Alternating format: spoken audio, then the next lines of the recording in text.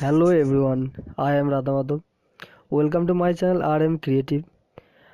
Today I will show you how to create gold text in Photoshop.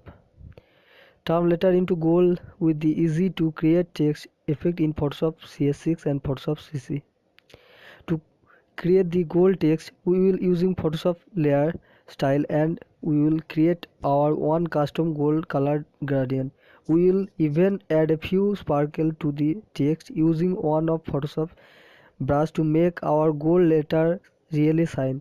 I will be using Photoshop CS6 but every step is fully compatible CC version and any Photoshop version. So let's go started. How to create gold text in Photoshop.